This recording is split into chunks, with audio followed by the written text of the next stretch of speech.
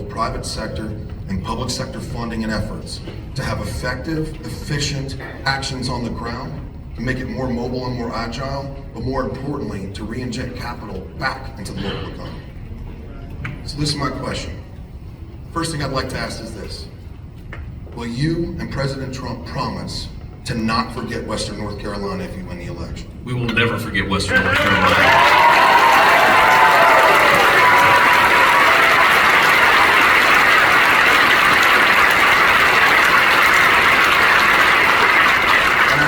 I don't doubt that you won't. I do not doubt. The second question I think is more important. The second question is, when can we sit down and have a real legitimate conversation about overhauling the process of disaster relief in the United States? Amen. And understanding that the bureaucratic process of red tape that we have to cut through in order to get the funding directly to the people who need it most is just simply takes too long. And it's not the fault of any individual agency or the federal government. There's a lot of... Just a second, man. We okay?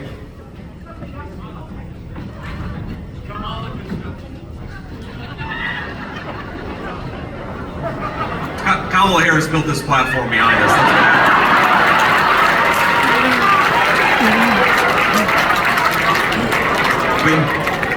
We did okay, man? We good? You can have my chair if you want. Good. Go ahead, sir.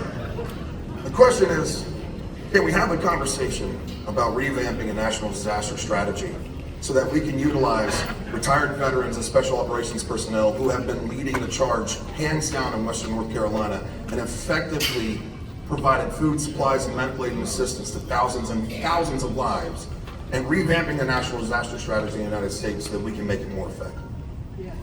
Yeah, man, that's a big question, an important question. Let me just say, I want to reiterate, Donald Trump and I know that the Appalachian region of our country, Western North Carolina, East Tennessee, East Kentucky, West Virginia, Southwestern Virginia, has been left behind and forgotten, and we're not going to do it. We're not going to do it in response to this disaster, and we're never going to let the people of that region of our country, the region really built our country, we're never going to let them be left behind or forgotten. I promise that to you, man.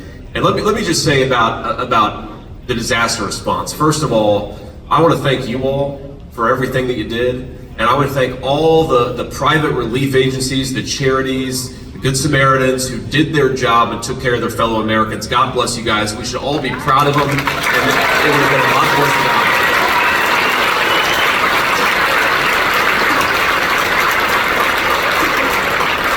And look, I think now that hopefully we're moving to the stage where we're trying to rebuild as opposed to just recover.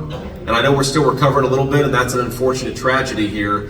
But I think once we get past that, hopefully in the next few days, where we've gotten everybody, saved everybody that we can save, then it's time to focus on the disastrous federal response to this incredible crisis. And I think what I've learned is look, 2 days, okay. You have the hurricane, Western North Carolina is underwater. What should have happened is that the president and the vice president should have sent the 82nd Airborne to Western North Carolina that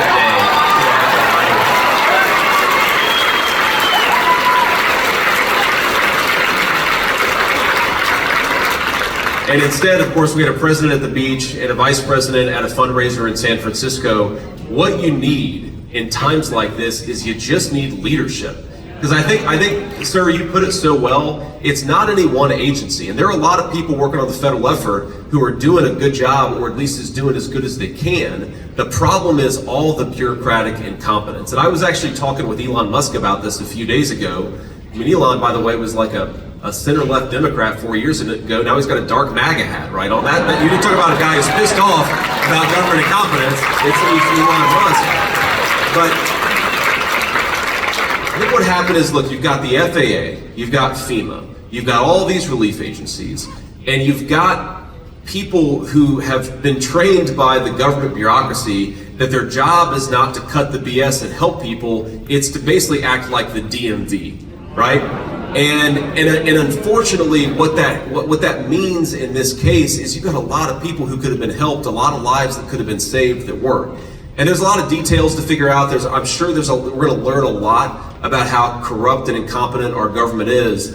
But I think the most important thing here is we try to get to the bottom of how we had such a massive failure. And I'm sorry, think about this. In 2010, the terrible earthquake in Port-au-Prince, Haiti, the 82nd Airborne was there 2 days later. 2 days later.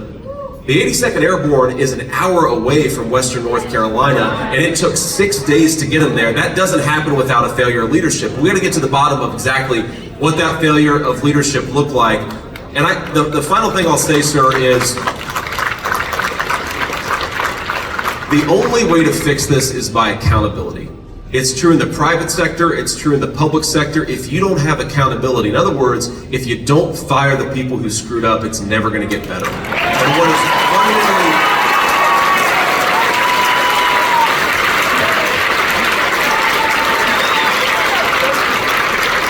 And what's fundamentally different about the leadership style of Kamala Harris and Donald Trump is Donald Trump, I mean, hell, he got famous saying, "You're fired." He believes in accountability in our government. Kamala Harris just doesn't. I think it's this attitude of go along to get along, of yeah, you screwed up and maybe even you got people killed, but we're not going to fire you. That's not going to do good for our people in the 21st century. And I want to say just one final thing. When I see you, and it sounds like you guys are pilots, you guys were helping get relief resources. These guys are all pilots. The guys that are here.